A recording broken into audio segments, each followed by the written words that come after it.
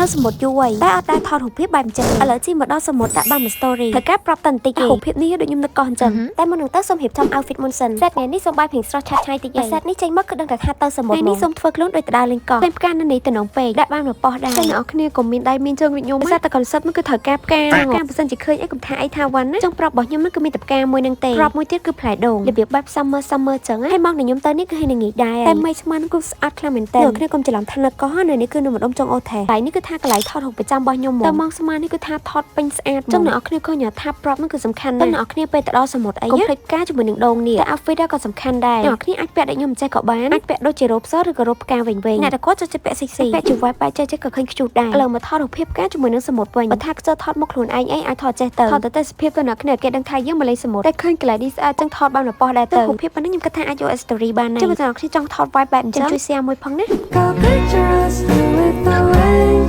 ថតឲ្យព្រៀងគេខលហៅយកវ៉ាន់ហ្មងខាងនោះ Midas គឺបានសែមកអ្នកគ្នាគឺថាឡើងប្រអប់ប៉ុណ្ណាណៃហ្មងចឹងតោះឥឡូវមក unboxing មួយខ្ញុំដូចអ្នកគ្នាដឹងចឹងថា Midas គឺមាននំច្រើនប្រភេទខ្លាំងមែនតើឥឡូវនេះគឺថា Midas បានចេញរសជាតិថ្មីគឺជាប្រភេទ Poco Boo ខតឃើញក៏តំឡងចង់ញ៉ាំដែរអ្នកគ្នាអ្វីដែលសំខាន់គឺប៉នាងទៅនៅរដំចេនណាជា BA របស់នំ Midas ផ្ទាល់តែម្ដងហើយបើថាតម្លៃវិញអ្នកគ្នាគឺថាសមរម្យខ្លាំងមែនតើញ៉ាំលេងនេះគឺថាជក់មាត់ដែរតែបើសិនជាដាក់ជាមួយនឹងមេជាមួយនឹង hot pot ទៀតរសជាតិកាន់តែចាប់ជាតិគ្នាមកគឺ Poco Boo រសជាតិហឹរស្រួយស្រាប់ហើយគឺថាឈ្ងុយឆ្ងាញ់រសជាតិបកគេពេលញ៉ាំទៅគឺឈប់មានរសជាតិហឹរប៉ុន្តែញ៉ាំទៅអត់ហាងពេកពេលមករឿងមកគឺថាខ្ញុំចូលចិត្តញ៉ាំនំកញ្ចៃជប់ចឹងមកព្រោះដោយសារពេលញ៉ាំហើយគឺថាជក់មាត់បើថារសជាតិ Poco ចិត្តទៀតគឺថា favorite របស់ខ្ញុំហ្នឹងអ្នកគ្នាអាចរកទិញបានគឺមានលក់នៅគ្រប់ហាងទំនិញទូទាំងប្រទេសលោកលក់ចាប់ព្រួយចិត្តតែអ្នកគ្នានៅណាក៏មានដែរផ្លែសាជាមួយរសជាតិថ្មី Poco Boo ញ៉ាំហើយជក់មាត់ហ្មង